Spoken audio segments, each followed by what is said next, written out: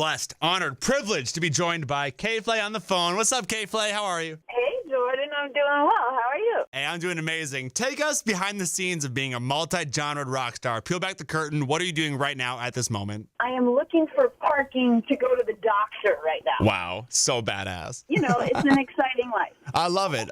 So last time we spoke, you were gearing up to release Everywhere Somewhere. It was awesome. And then afterwards, it seemed like every time I got on social media, there was a new picture or video of you working in the studio. It never stops. What's it like being an artist between projects? Like, is there anxiety? Is there peace? Is there like both? Like, what's that like? You know, I think for the most part, it's been really exciting. You know, I got off the road last summer and really just like dove into the studio kind of head first and immediately was just feeling like that pent up energy. You know what I mean? Like you play shows and you travel and you kind of like gain this weird psychic momentum. And I think all of that came pouring out in a way that was, just really exciting for me. During that period, I've seen that you've collaborated with everyone like Fiddler, Tom Morello, Louis the Child.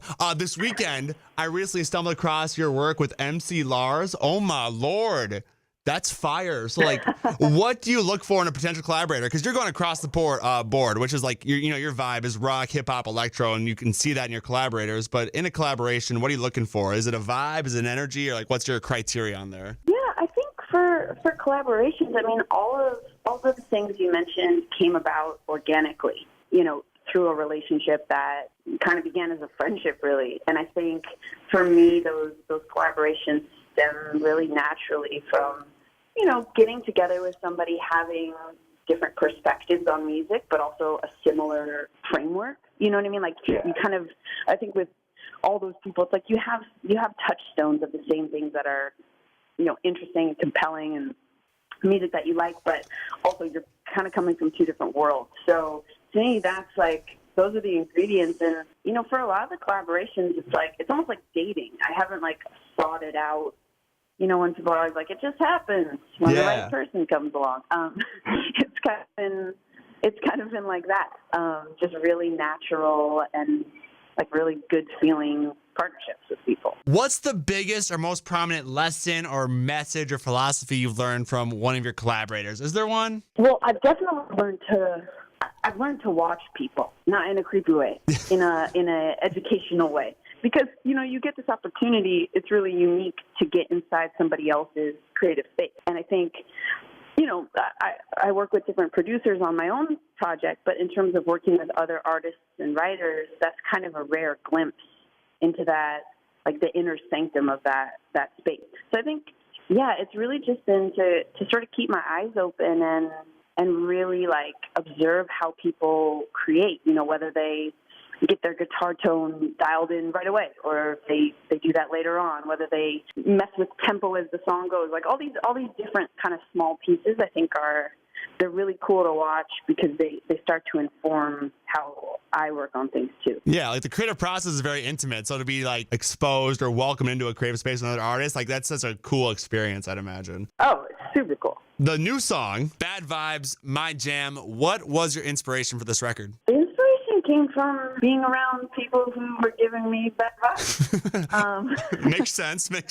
It was really like I was getting together with the producer Tommy, who I worked on a lot of the record with in Nashville, actually, and we just sat down really with no agenda, and I was like, ugh, God, you know, I'm just like, I'm thinking about some of the people I'm spending time with, and I'm questioning why I am doing that. You know, it's like I only have so much time on planet Earth, and all of us do, and it feels like a waste when, you know, there's like this needless cynicism and kind of like a contrarian attitude, if you know what I mean. Yeah, like I think Twitter contributes that. Like it's cool.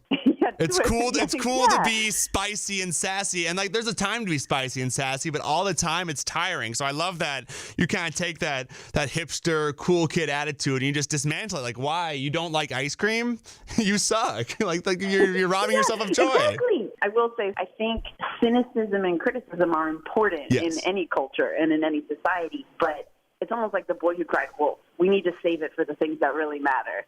And the rest of the time, like, actually look for joy. In the song, you talk about you don't like you don't eat ice cream. What's your favorite type of ice cream, or is it circumstantial? Does your taste change from ice cream to ice cream? Okay, you know what? My favorite ice cream is actually made by a ice cream place by my house, and it's called corn almonds.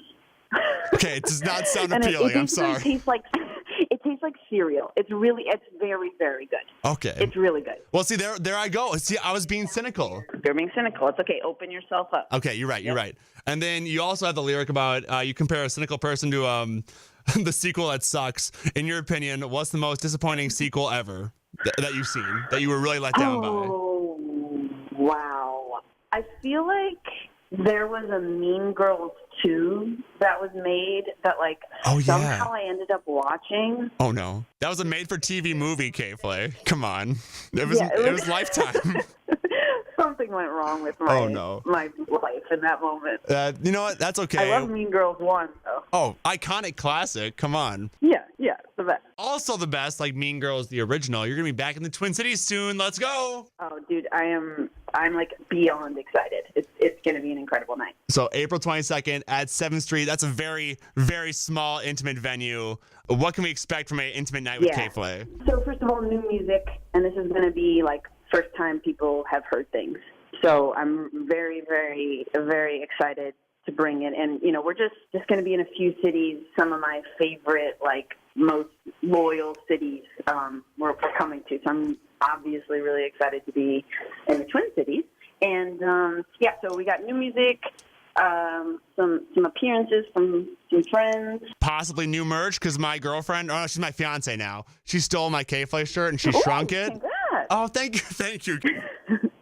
We will have a replacement for your stolen shirt, but I also support your fiance stealing the shirt. Thank you so much. I mean, it's cute. It's like, oh, there you go, babe. It's like, man, I like that one a lot. And it's like, I know shirts can shrink that much because she's pretty short. I was like, okay, that was an XL. It's now a medium. I'm like, okay.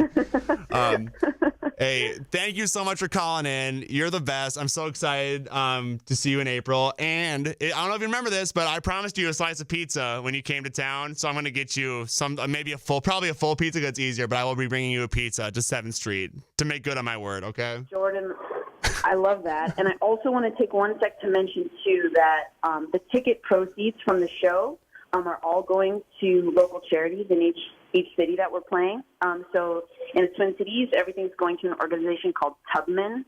They do great work, and I'm very, very excited to support them because this whole new set of tunes and music is really just about creating positive community. And we really want to do that everywhere we go. I love that. Thank you, K.Flay. We'll see you in April, all right?